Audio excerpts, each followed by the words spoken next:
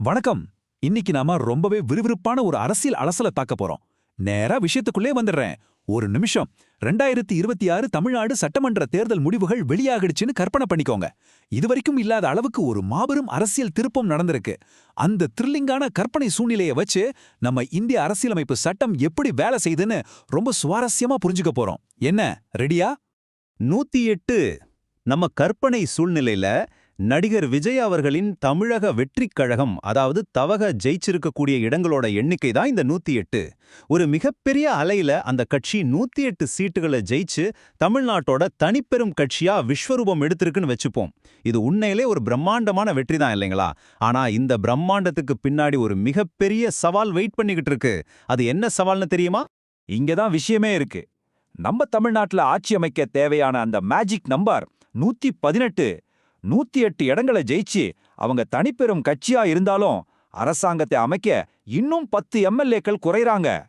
வெற்றிக்கு ரொம்ப பக்கத்துல வந்தாச்சு. ஆனா இந்த 10 சீட்டு இடைவெளி இருக்கு பாத்தீங்களா, அது ஒரு மிகப்பெரிய சட்ட போராட்டத்தையே உருவாக்க போகுது. இதுதான் தொங்கு சட்டசபையோட சவால்னு சொல்லுவாங்க. தொங்கு சட்டசபை, அதாவது ஹங் அசம்பிளினா என்ன? எந்த ஒரு தனி அரசியல் கட்சியோ அல்லது தேர்தலுக்கு முன்னாடியே அமைக்கப்பட்ட கூட்டணியோ ஆட்சி அமைக்க தேவையான அறுதி பெரும்பான்மையை வாங்க முடியாத சூழ்நிலையை தான் அப்படி சொல்றோம்.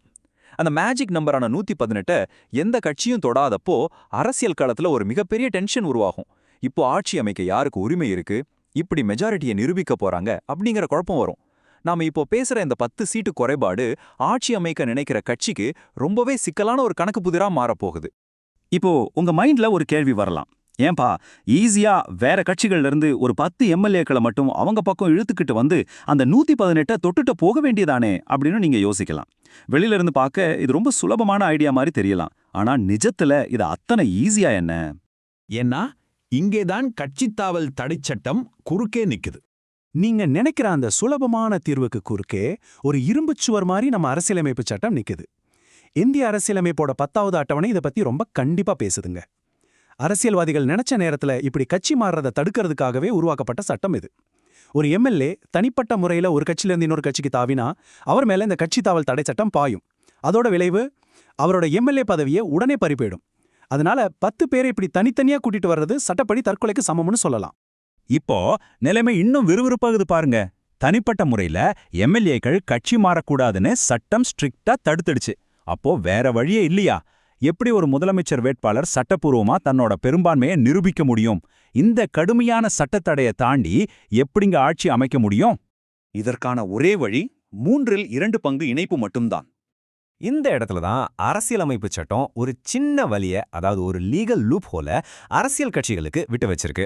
ஒரு கட்சியிலேருந்து இன்னொரு கட்சிக்கு மாறணும்னா எம்எல்ஏக்கள் கொத்து கொத்தா மாறணும். அதாவது ஒரு கட்சியில இருக்கிற மொத்த எம்எல்ஏக்கள்ல 3 பங்கு, சரியா சொல்லணும்னா 66% பேர் ஒட்டுமொத்தமா ஒன்னா சேர்ந்து இன்னொரு கட்சியோட இணைஞ்சா மட்டும்தான் அவங்க பதவி தப்போம். அந்த 66% லிமிட்டை தொடலன்னா தாவன எல்லாரோட பதவியும் பறிபோயிடும். இத ரொம்ப சிம்பிளா ஒரே வரியில சொல்லணும்னா, நீங்க தனியா கப்பல்ல இருந்து குதிக்க முடியாது. குதிச்சா ஒரு பெரிய பட்டாளத்தோட தான் குதிக்கணும்.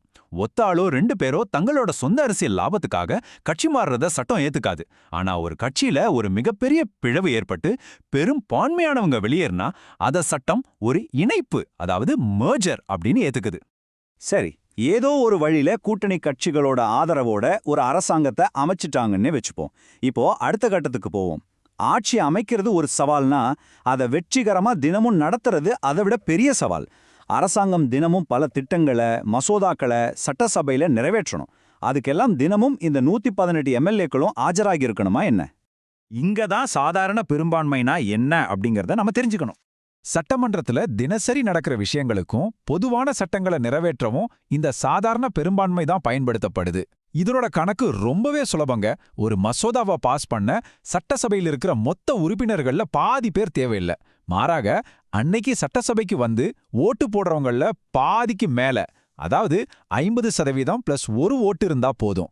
உதாரணத்துக்கு 200 பேர் வந்திருக்காங்கன்னா 101 பேர் ஓட்டு போட்டாலே அந்த சட்டம் பாஸ் ஆகிடும்.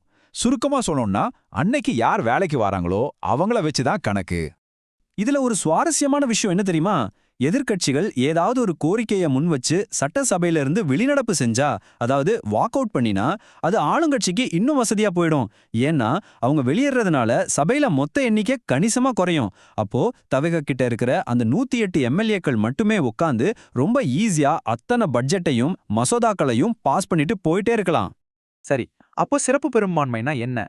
அது எங்க தேவைப்படும்? எல்லாத்துக்கும் இந்த சாதாரண பெரும்பான்மை வேலைக்கு ஆகாதுங்க. தினசரி சட்டங்களுக்கு அது ஓகே. ஆனா இப்போ தமிழ்நாட்டுல மறுபடியும் சட்டமேலவையை கொண்டு வரணும்னாலோ அல்லது அரசியலமைப்புல ஏதாவது முக்கிய திருத்தங்கள் கொண்டு வரணும்னாலும் மிக கடினமான சிறப்பு பெரும்பான்மை ரூல்ஸை ஃபாலோ பண்ணியே ஆகணும்.